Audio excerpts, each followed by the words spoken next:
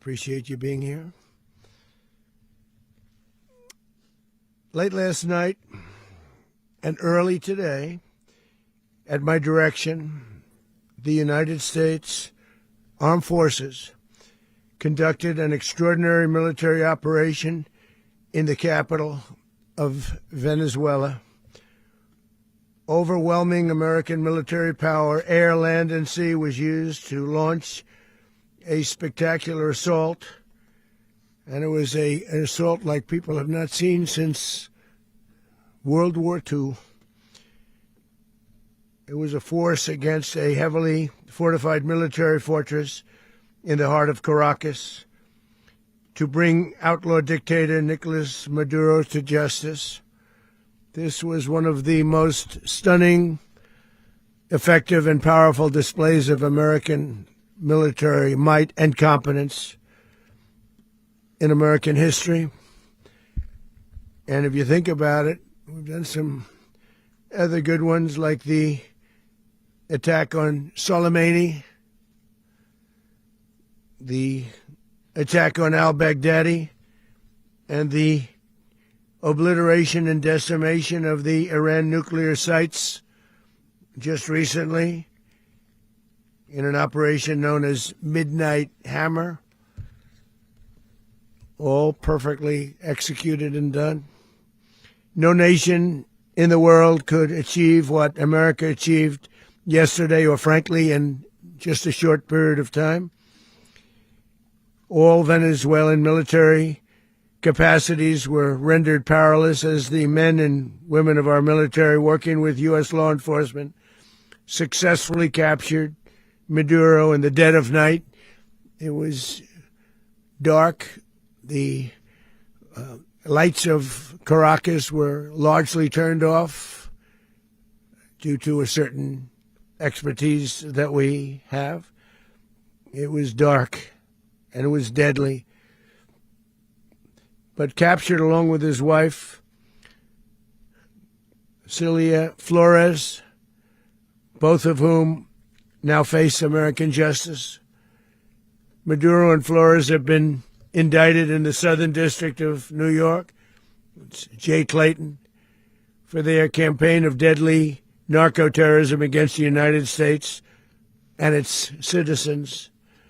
I want to thank the men and women of our military who achieved such an extraordinary success overnight with breathtaking speed, power, precision, and competence. You rarely see anything like it. You've seen some raids in this country that didn't go so well. They were an embarrassment. If you look back to Afghanistan, or if you look back to the Jimmy Carter days, they were different days. We're a respected country again, maybe like never before. These highly trained warriors, operating in collaboration with U.S. law enforcement, caught them in a very ready position. They were waiting for us. They knew we had many ships out in the sea, just sort of waiting. They knew we were coming. So they were in what's called a ready position. But they were completely overwhelmed and very quickly incapacitated. If you would have seen what I saw last night, you would have been very impressed. I'm not sure that you'll ever get to see it, but it was an incredible thing to see. Not a single American service member was killed, and not a single piece of American equipment was lost. We had many helicopters, many planes, many people involved in that fight. But think of that, not one piece of military equipment was lost, not one service member was, more importantly, killed. The United States military is the strongest and most fearsome military on the planet, by far. With capabilities and skills our enemies can scarcely begin to imagine. We have the best equipment anywhere in the world. There's no equipment like what we have, and you see that even if you just look at the boats. You know, we've knocked out 97% of the drugs coming in by sea. 90%. Each boat kills on average 25,000 people. We knocked out 97%. And those drugs mostly come from a place called Venezuela. We're going to run the country until such time as we can do a safe, proper, and judicious transition. So we don't want to be involved with having somebody else get in and we have the same situation that we had for the last long period of years. So we are going to run the country until such time as we can do a safe, proper, and judicious transition. And it has to be judicious because that's what we're all about. We want peace, liberty, and justice for the great people of Venezuela, and that includes many from Venezuela that are now living in the United States and want to go back to their country. It's their homeland. We can't take a chance that somebody else takes over Venezuela that doesn't have the good of the Venezuelan people in mind. We've had decades of that. We're not going to let that happen. We're there now, and what people don't understand, but they understand as I say this, we're there now, but we're going to stay until such time as the proper transition can take place. So we're going to stay until such time as we're going to run it, essentially, until such time as a proper transition can take place. As everyone knows, the oil business in Venezuela has been a bust, a total bust, for a long period of time. They were pumping almost nothing by comparison to what they could have been pumping and what could have taken place. We're going to have our very large United States oil companies, the biggest anywhere in the world, go in, spend billions of dollars, fix the badly broken infrastructure, the oil infrastructure, and start making money for the country. And we are ready to stage a second and much larger attack if we need to do so. So we were prepared to do a second wave if we needed to do so. We actually assumed that a second wave would be necessary, but now it's probably not. The first wave, if you'd like to call it that, the first attack was so successful, we probably don't have to do a second, but we're prepared to do a second wave, a much bigger wave, actually. This was pinpoint, but we have a much bigger wave that probably won't have to do. This partnership of Venezuela with the United States of America, a country that everybody wants to be involved with because of what we were able to do and accomplish, will make the people of Venezuela rich, independent, and safe. And it will also make the many, many people from Venezuela that are living in the United States extremely happy. They suffered. So much was taken from them. They're not going to suffer anymore. The illegitimate dictator Maduro was the kingpin of a vast criminal network responsible for trafficking colossal amounts of deadly and illicit drugs into the United States. As alleged in the indictment, he personally oversaw the vicious cartel known as Cartel de las Solas, which flooded our nation with lethal poison, responsible for the deaths of countless Americans, the many, many Americans. Hundreds of thousands over the years of Americans died because of him. Maduro and his wife will soon face the full might of American justice and stand trial on American soil.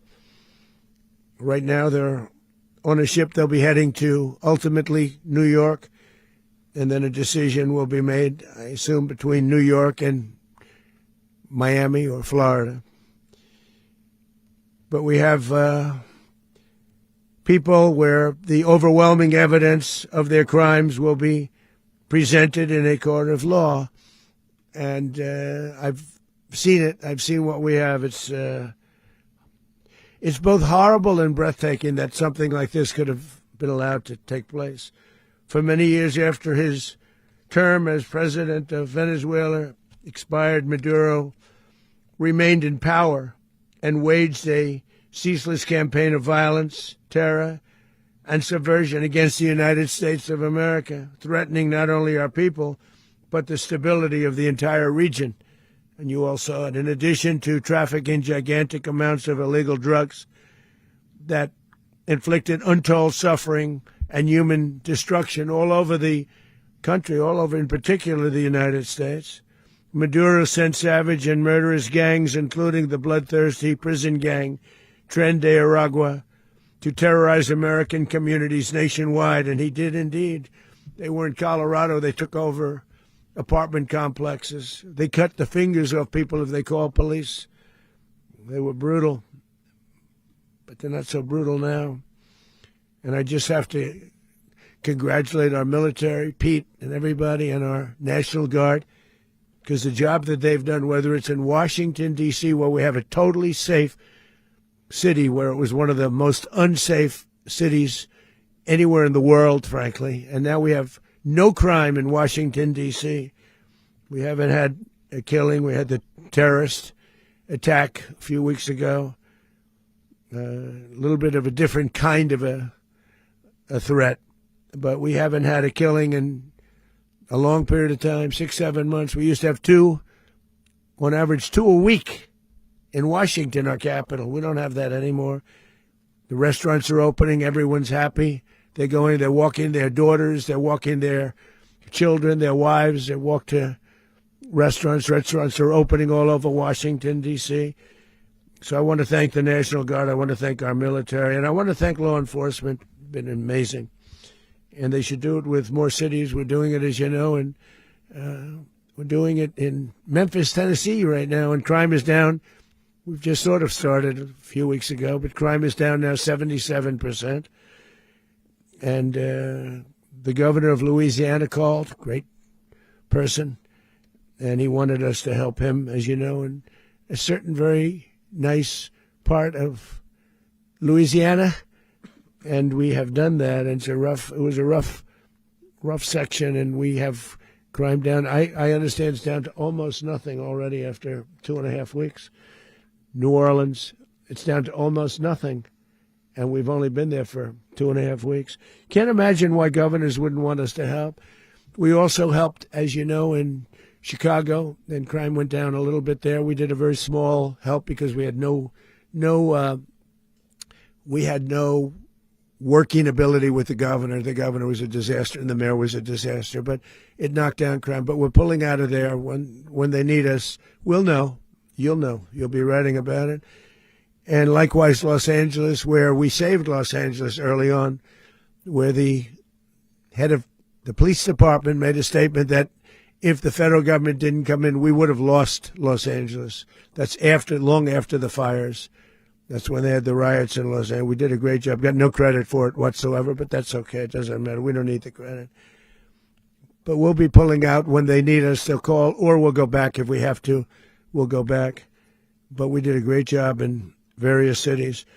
But the place that we're very proud of is Washington, D.C., because it's our nation's capital. We took it from being a crime-ridden mess to being one of the safest cities in the country.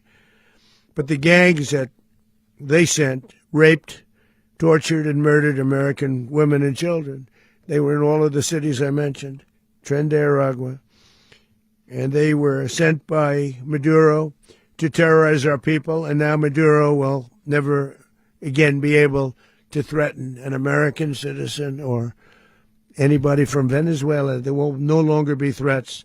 For years I've highlighted the stories of those innocent Americans whose lives were so heartlessly robbed by this Venezuelan terrorist organization. Really one of the worst. One of the worst, they say the worst. Americans like 12-year-old Jocelyn Nungari from Houston. Beautiful Jocelyn Nungari, what happened to her? They, as you know, they kidnapped, assaulted, and murdered by Tren de Aragua animals. They murdered Jocelyn and left her dead under the bridge. There was a bridge that will never be the same to so many people after seeing what happened. As I've said many times, the Maduro regime emptied out their prisons, sent their worst and most violent monsters into the United States to steal American lives. And they came from mental institutions and insane asylums. They came from prisons and jails. The reason I say both, they sound similar. Actually, prisons a little bit more hostile, a little bit tougher. a mental institution isn't as tough as an insane asylum, but we got them both. They sent from their mental institutions. They sent from their jails, prisons. They were drug dealers. They were drug kingpins. They sent everybody bad into the United States, but no longer. And we have now a border where nobody gets through. In addition, Venezuela unilaterally seized and stole American oil, American assets, and American platforms, costing us billions and billions of dollars. They did this a while ago, but we never had a president that did anything about it. They took all of our property. It was our property. We built it. And we never had a president that decided to do anything about it. Instead, they fought wars that were 10,000 miles away. We built Venezuela oil industry with American talent, drive, and skill, and the socialist regime stole it from us during those previous administrations, and they stole it through force. This constituted one of the largest thefts of American property in the history of our country. Considered the largest theft of property in the history of our country. Massive oil infrastructure was taken like we were babies, and we didn't do anything about it. I would have done something about it. America will never allow foreign powers to rob our people or drive us back into and out of our own hemisphere. That's what they did. Furthermore, under the now deposed dictator Maduro, Venezuela was increasingly hosting foreign adversaries in our region and acquiring menacing offensive weapons that could threaten U.S. interests and lives. And they used those weapons last night. Potentially in league with the cartels operating along our border. All of these actions were in gross violation of the core principles of American foreign policy, dating back more than 2 centuries, and not anymore. All the way back, it dated to the Monroe Doctrines, and the Monroe Doctrine is a big deal, but we've superseded it by a lot, by a real lot. They now call it the Donroe Document. I don't know. It's Monroe Doctrine. We sort of forgot about it. It was very important, but we forgot about it. We don't forget about it anymore. Under our new national security strategy, American dominance in the Western Hemisphere will never be questioned again. Won't happen. So just in concluding, for decades, other administrations have neglected or even contributed to these growing security threats in the Western Hemisphere. Under the Trump administration, we are reasserting American power in a very powerful way in our home region. And our home region is very different than it was just a short while ago. The future will be, and we did this in my first term. We had great dominance in my first term, and we have far greater dominance right now. Everyone's coming back to us. The future will be determined by the ability to protect commerce and territory and resources that are core to national security. These are core to our national security. Just like tariffs they've made our country rich, and they've made our national security stronger than ever before. But these are the iron laws that have always determined global power, and we're going to keep it that way. We will secure our borders. We will stop the terrorists. We will crash the cartels, and we will defend our citizens against all threats, foreign and domestic. Other presidents may have lacked the courage or whatever to defend America, but I will never allow terrorists and criminals to operate with impunity against the United States. This extremely successful operation should serve as warning to anyone who would threaten American sovereignty or endanger American lives. Very importantly, the embargo on all Venezuelan oil remains in full effect. The American Armada remains poised in position, and the United States retains all military options until United States demands have been fully met and fully satisfied. All political and military figures in Venezuela should understand what happened to Maduro can happen to them, and it will happen to them if they aren't just fair, even to their people. The dictator and terrorist, Maduro, is finally gone, and Venezuela people are free. They're free again. It's been a long time for them, but they're free. America is a safer nation this morning. It's a prouder nation this morning because it didn't allow this horrible person and this country that was doing very bad things to us. It didn't allow it to happen. And the Western Hemisphere is right now a much safer place to be. So I want to thank everybody for being here. I want to thank General Raisin Kane. He's a fantastic man. I've worked with a lot of generals. I worked with some I didn't like. I worked with some I didn't respect. I worked with some that just weren't good. But this guy is fantastic. I watched last night one of the most precise attacks on sovereignty. I mean, it was an attack for justice. And I'm very proud of him, and I'm very proud of our Secretary of War, Pete Hegseth, who I'm going to ask to say a few words. Thank you very much.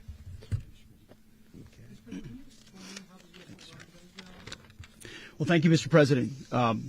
Finally, a commander-in-chief the world respects and the American people deserve. And as the President said, words can barely capture the bravery and the power and the precision of this historic operation. A massive joint military and law enforcement raid flawlessly executed by the greatest Americans our country has to offer.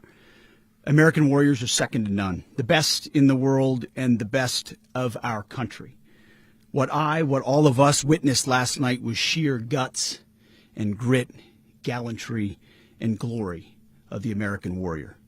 I'm simply humbled by such men. And I tip my hat to our chairman, Dan Raisin Kane, and all those Americans who stood watch last night. Our warriors are the elite of America, and again, President Trump has your back.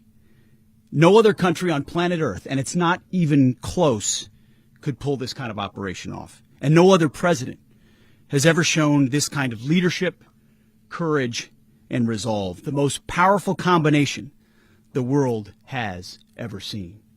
As the president said, our adversaries remain on notice. America can project our will anywhere, anytime. The coordination, the stealth, the lethality, the precision, the very long arm of American justice, all on full display in the middle of the night. Nicolas Maduro had his chance, just like Iran had their chance, until they didn't and until he didn't. He effed around, and he found out. President Trump is deadly serious about stopping the flow of gangs and violence to our country. Deadly serious about stopping the flow of drugs and poison to our people. Deadly serious about getting back the oil that was stolen from us. And deadly serious about reestablishing American deterrence and dominance in the Western Hemisphere. This is about the safety, security, freedom, and prosperity of the American people. This is America first. This is peace through strength. And the United States War Department is proud to help deliver it. Welcome to 2026. And under President Trump, America is back. I'd like to welcome now our chairman, Chairman Raisin Kane, to give a few more details about the operation. Mr. Chairman. Thank you, Mr. Secretary. Thank you, Mr. President, and good morning.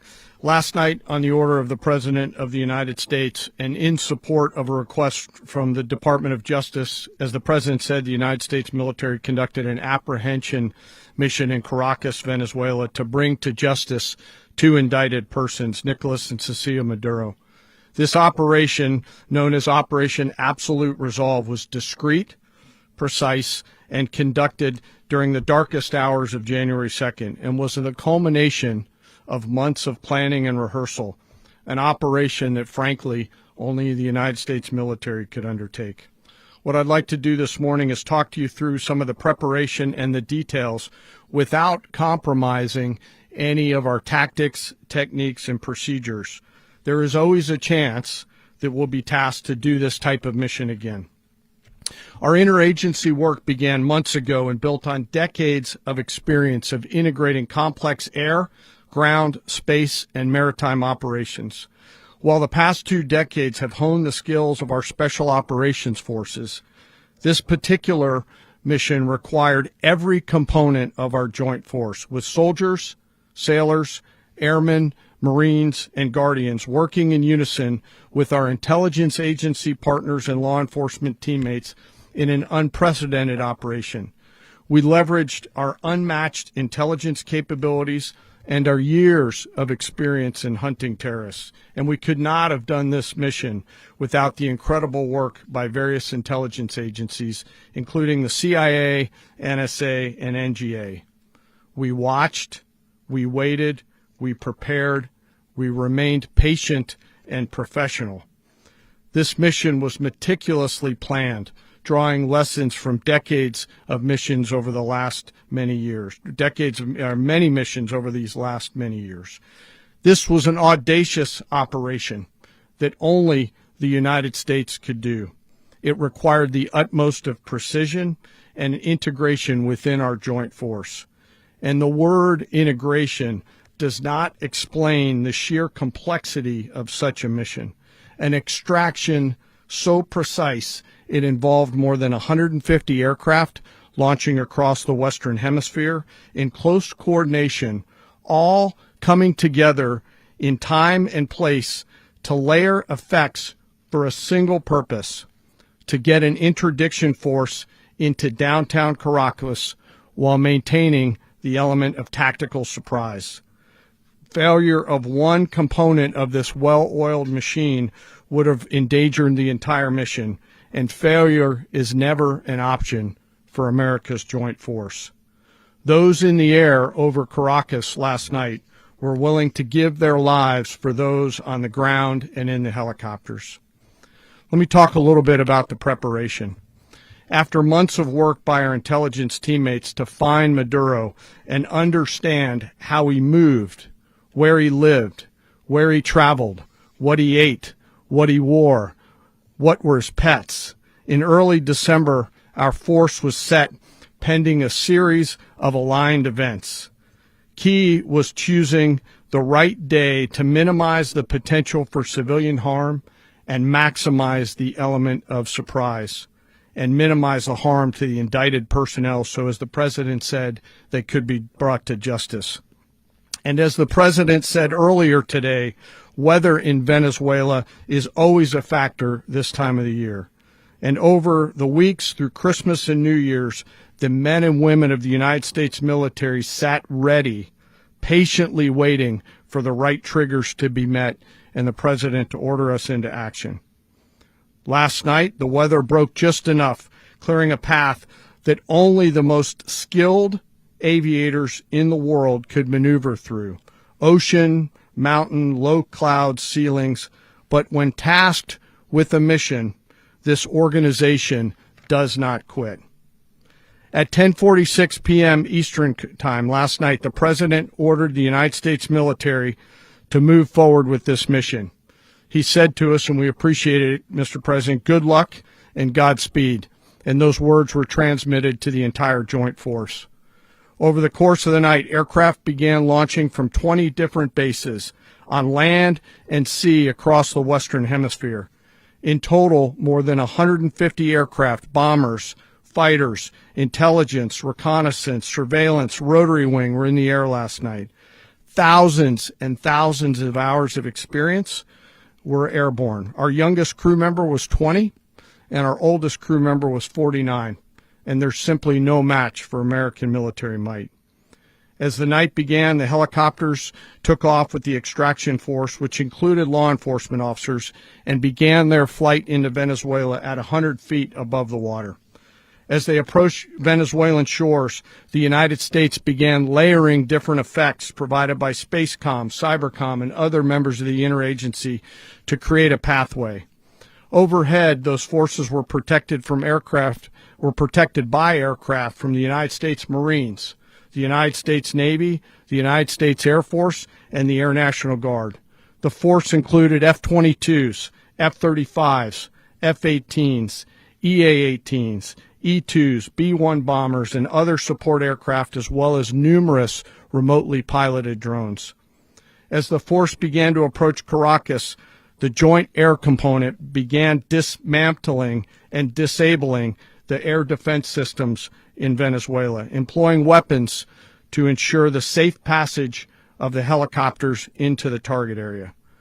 The goal of our air component is, was, and always will be to protect the helicopters and the ground force and get them to the target and get them home. As the force crossed the last point of high terrain where they'd been hiding in the clutter, we assessed that we had maintained totally the element of surprise. As the helicopter force ingressed towards the objective at low level, we arrived at Maduro's compound at 1:01 a.m. Eastern Standard Time, or 2:01 a.m. Caracas local time, and the apprehension force descended into Maduro's compound and moved with speed, precision, and discipline towards their objective and isolated the area to ensure the safety and security of the ground force while apprehending the indicted persons. On arrival into the target area, the helicopters came under fire, and they replied with that fire with overwhelming force in self-defense. One of our aircraft was hit but remained flyable, and as the President said earlier today, all of our aircraft came home, and that aircraft remained flyable during the rest of the mission. As the operation unfolded at the compound, our air and ground intelligence teams provided real-time updates to the ground force, ensuring those forces could safely navigate the complex environment without unnecessary risk. The force remained protected by overhead tactical aviation. Maduro and his wife, both indicted, gave up and were taken into custody by the Department of Justice, assisted by our incredible U.S. military with professionalism and precision, with no loss of U.S. life. After securing the indicted persons, the force began to prep for departure. Helicopters were called in to exfiltrate the extraction force, while fighter aircraft and remotely piloted aircraft provided overhead coverage and suppressive fire. There were multiple self-defense engagements as the force began to withdraw out of Venezuela. The force successfully exfiltrated and returned to their afloat launch bases, and the force was over the water at 3:29 a.m. Eastern Standard Time with indicted persons on board. And both Maduro and his wife were embarked aboard the USS Iwo Jima. In closing, what we've witnessed today is a powerful demonstration of America's joint force. We think, we develop, we train, we rehearse, we debrief, we rehearse again and again, not to get it right, but to ensure that we cannot get it wrong. Our jobs are to integrate combat power so when the order comes, we can deliver overwhelming force at the time and the place of our choosing against any foe anywhere in the world.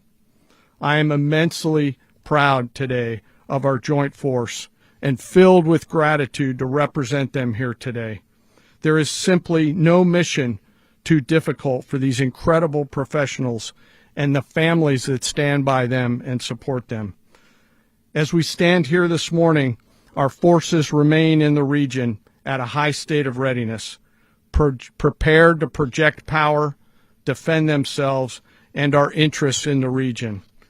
This operation is a testament to the dedication and unwavering commitment to justice and our resolve to hold accountable those who threaten peace and stability. In closing, I want to express my heartfelt gratitude to the brave men and women who executed this mission. Their courage and tireless commitment to our nation are what makes us strong. Thank you, Mr. Secretary, and thank you, Mr. President. Well, I don't have much to add to what you've heard now, other than the following points. Nicolas Maduro was indicted in 2020 in the United States. He is not the legitimate president of Venezuela. That's not just us saying it. The first Trump administration, the Biden administration, the second Trump administration, none of those three recognized him. He's not recognized by the European Union and multiple countries around the world. He is a fugitive of American justice with a $50 million reward, which I guess we saved $50 million. And make sure. Yeah, exactly. But don't let anybody claim it.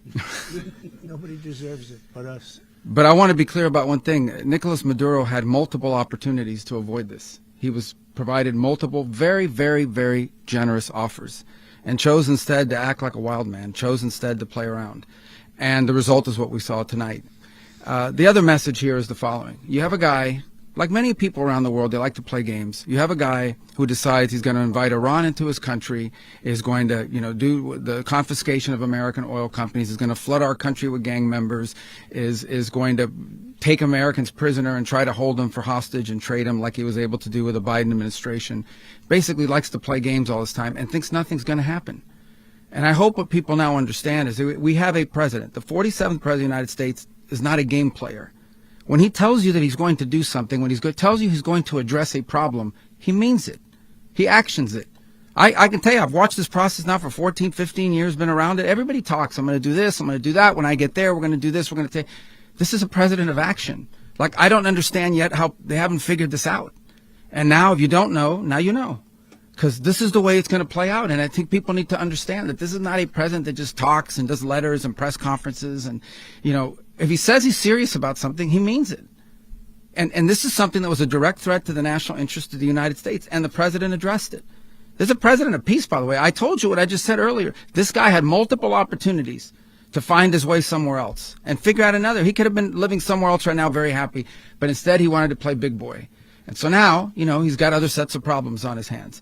And but I think the message here should be for the world. Look, the president doesn't go out looking for people to pick fights with. He's not generally wants to get along with everybody. We'll talk and meet with anybody. But don't play games.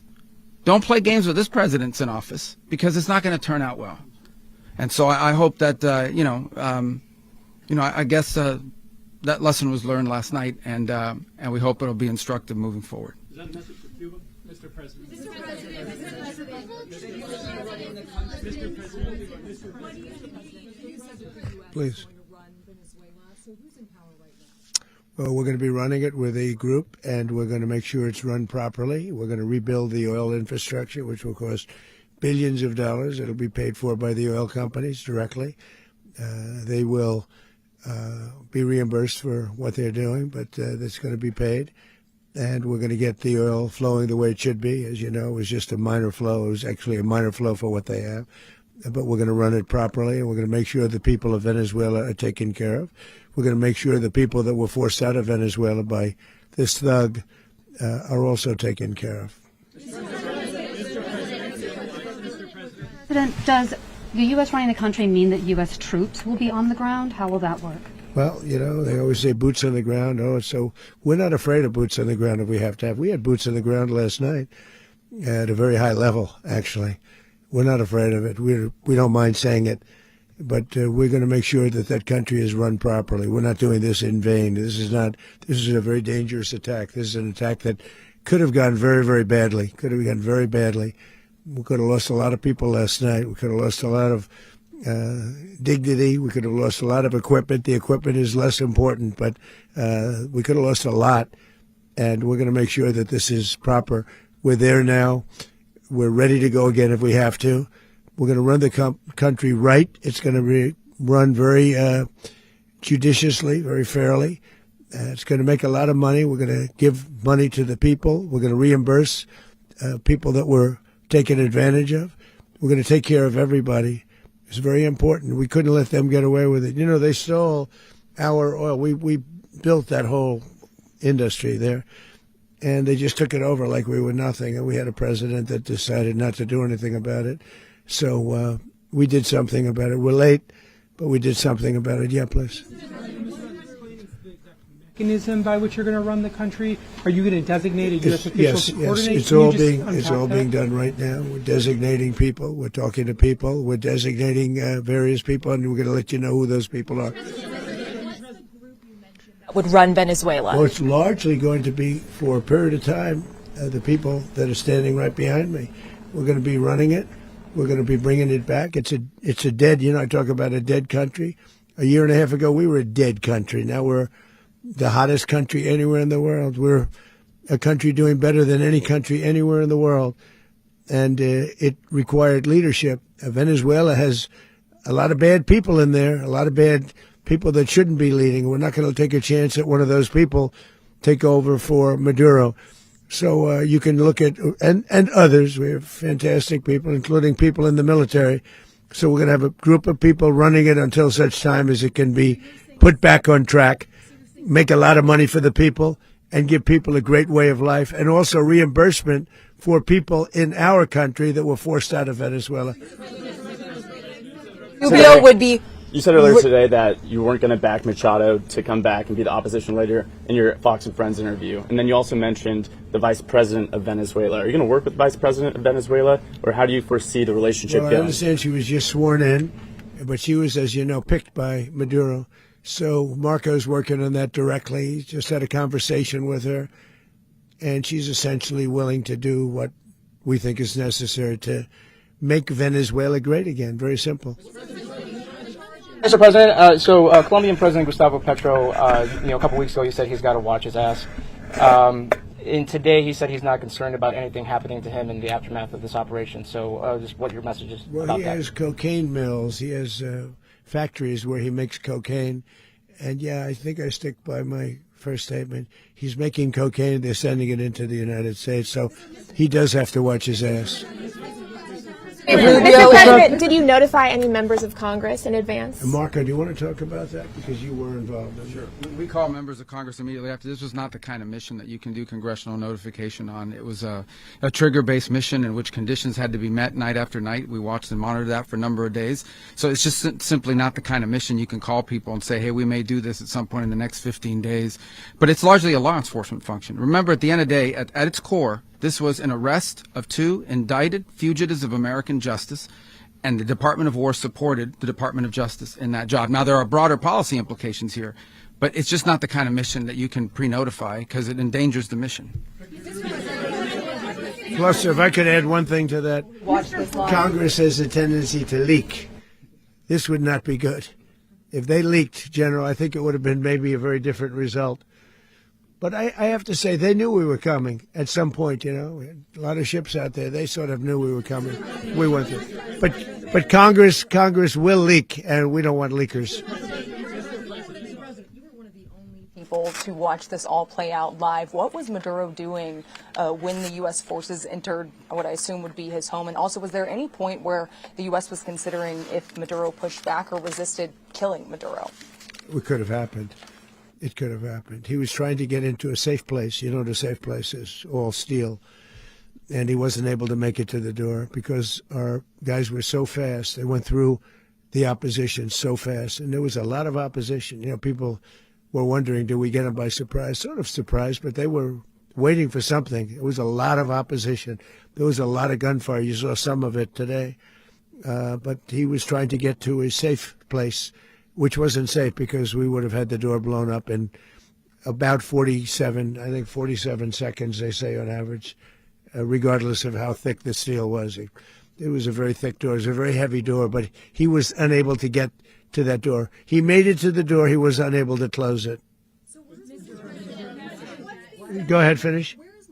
To be in the time being right now? Do you know his exact Well, whereabouts? eventually, ultimately, in the near future, he's going to be brought to New York. And where is he going to be held? Where is he going to be held in New York? Do you know? That's going to be up to the officials that do these things. Mr. President, the U.S. has something of a mixed track record of ousting dictators without necessarily a plan for what comes afterwards. Not with Did me. that weigh on your decision? Well, that's why we had different presidents, but with me, that's not true. With me, we've had a perfect track record of winning. We win a lot, and we win. If you look at Soleimani, you look at al-Baghdadi, you look at the Midnight Hammer. Midnight Hammer was incredible. Right now, you wouldn't have peace in the Middle East. We have essentially peace in the Middle East because of that. If we weren't successful with Midnight Hammer, you wouldn't have peace in the Middle East. So, with me, you've had a lot of victory. You've had only victories. You've had no losses. Yeah. How long do you expect the U.S. to run Venezuela, and how soon do you want Venezuelan people to hold elections? So I'd like to do it quickly, but it takes a period of time. We're rebuilding. We have to rebuild their whole infrastructure. The infrastructure is rotted. it's actually very dangerous. It's blow-up territory. Oil is very dangerous. It's a very dangerous thing to take out of the ground.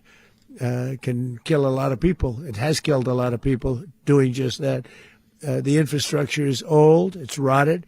Much of it is stuff that we put there 25 years ago, and we're going to be replacing it. And we're going to take a lot of money out so that we can take care of the country. Yeah. Are you saying that Secretary Rubio and Mr. President, China, Russia, and Iran have interests in Venezuela. How does this operation affect your relationships with them when it comes to the oil and drugs? In terms of China and Russia, Russia when we get things straightened out. But in terms of other countries that want oil, we're in the oil business. We're going to sell it to them. We're not going to say we're not going to give it. In other words, we'll be selling oil probably in much larger doses because they couldn't produce very much because their infrastructure was so bad. So we'll be selling large amounts of oil to other countries, many of whom are using it now, but I would say many more will come. Are you saying, Mr. President, are you saying that, Mr. President, are you saying that, Mr. President, thank you. What is your message to the people of Venezuela today? Of course, the civilian population specifically, they have a lot of questions. What is your message to the people of Venezuela? That you're going to have peace, justice. You're going to have some of the riches that you should have had for a long period of time. It was stolen from you.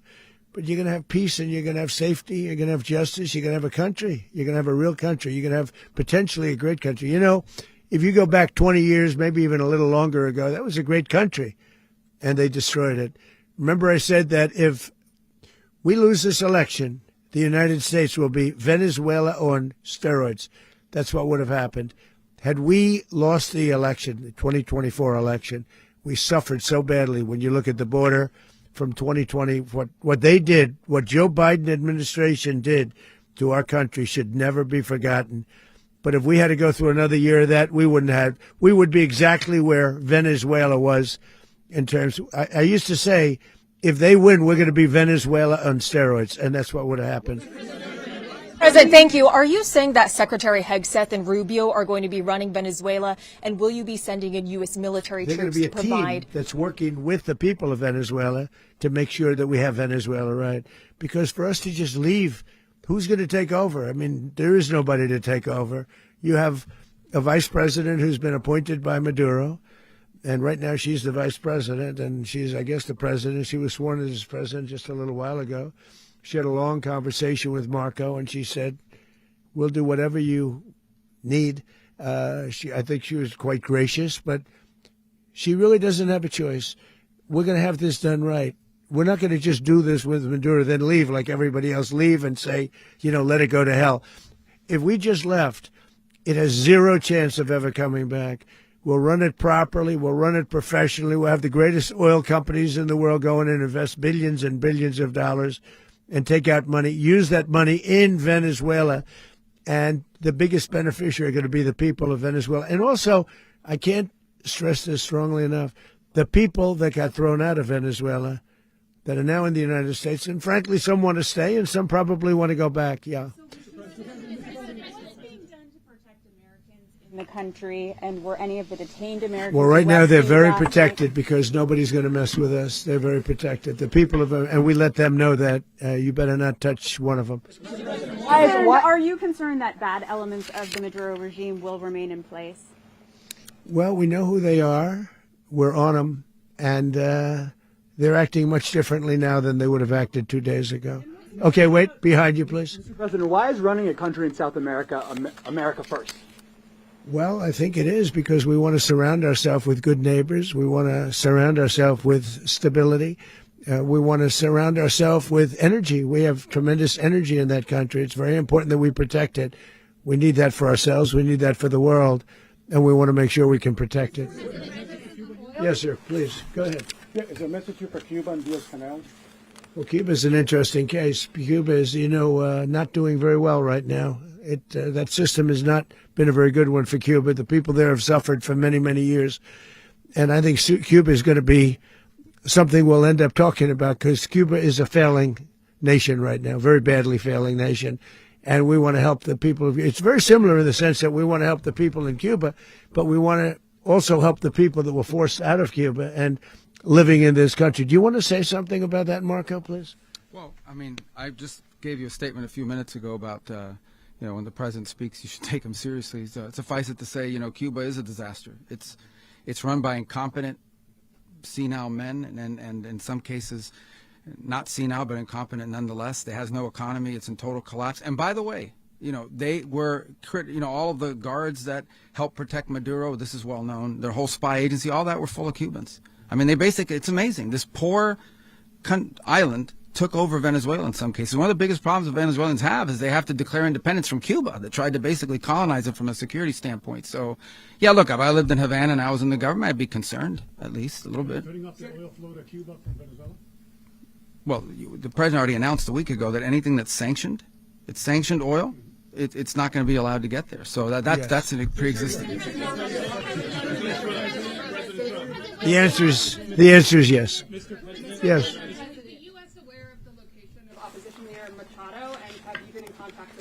No, we haven't. No, we haven't. Mr. President, on Monday. Oh, I think it would be very tough for her to be the leader. She doesn't have the support within or the respect within the country. She's a very nice woman, but she doesn't have the respect to be the leader. Mr. President, is it possible that the U.S. ends up administrating Venezuela for years? Well, it won't cost us anything because the money coming out of the ground is very substantial, so it's not going to cost us anything. We will. Well, we want safety there. We want to be surrounded by countries that aren't housing all of our enemies all over the world. That's what that was happening, and you don't want to have that. But we're going to be rebuilding, and we're not spending money. The oil companies are going to go in. They're going to spend money. We're going to take back the oil that, frankly, we should have taken back a long time ago. A lot of money is coming out of the ground. We're going to get reimbursed for all of that. We're going to get reimbursed for everything that we spend. So it's going to be a very important. This is a very big evening that took place last night. We have to be surrounded by safe, secure countries. And we also have to have energy, very important. We have to have energy that's real energy, not where they're getting 4% and 5% of the energy out of the ground. You take a look. It was such a disaster. So what's going to happen with Venezuela, I think, over the next period of a year is going to be a great thing, and the people of Venezuela will be the biggest beneficiaries. The U.S. military. Mr. President, thank you. What did you last speak to Maduro about when you spoke? And is the Well, US I don't want to get war into with the Venezuela? conversations, but I did have conversations with him, and I said, you got to surrender. And I actually thought he was pretty close to doing so, but now he wished he did, yeah.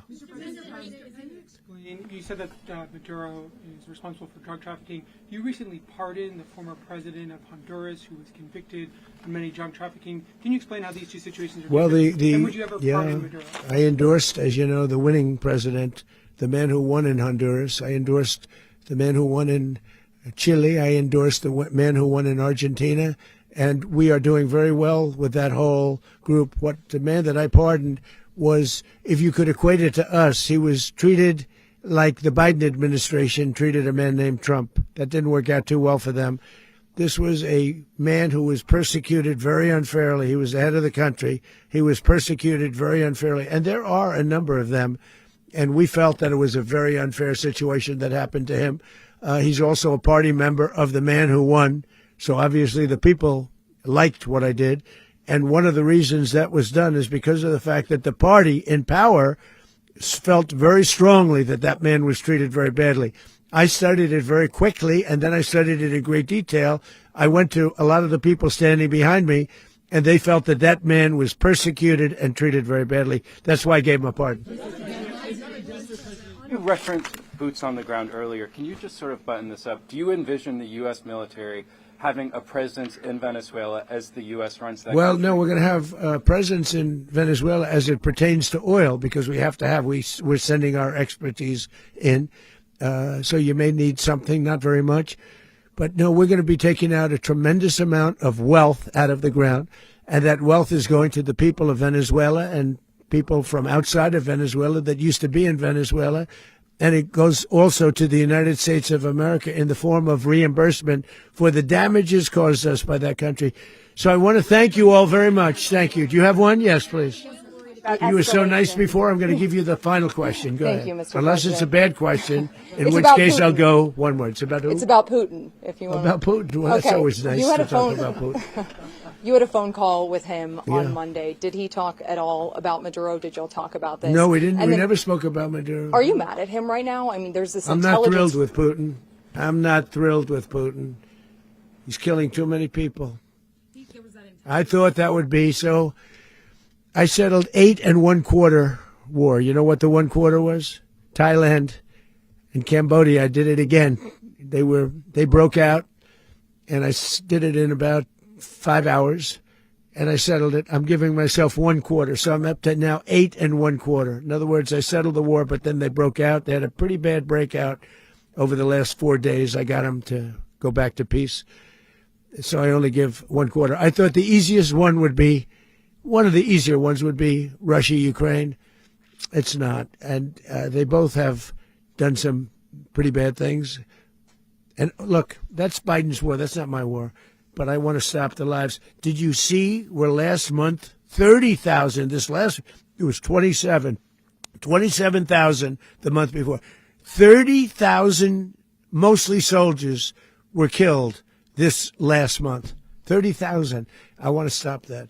You know, I got NATO to pay 5% instead of the 2% that they weren't paying. They weren't paying 2, now they pay 5.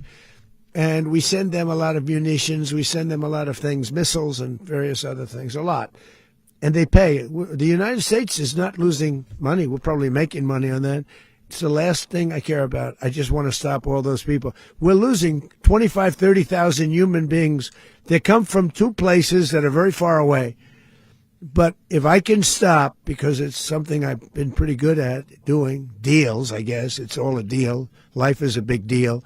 But if I can stop that war and stop 30,000 young people, in addition to the fact that people are being killed in Kiev, people are being killed in other cities throughout, a much smaller number, but they're being killed, viciously killed. So I'm not happy about it. I thought that would be something that would get solved. We have Mr. Witkoff here. I think that we're making progress, but that's a war that should have never happened. If I were president, it would have never happened. Putin says it. Everybody says it. If I were president, that would have never happened. But I inherited that war. That was Joe Biden, Zelensky, and Putin. I came into the situation, and it's a mess. And I will say this. I watched an operation last night that was so precise, that was so brilliant. I mean, it was incredible. If we had our people, like this general and our people involved, that war would not have gone on very long, that I can tell you. That war, to use an old term, that war has become a bloodbath, and we want it to get stopped. Thank you very much, everybody.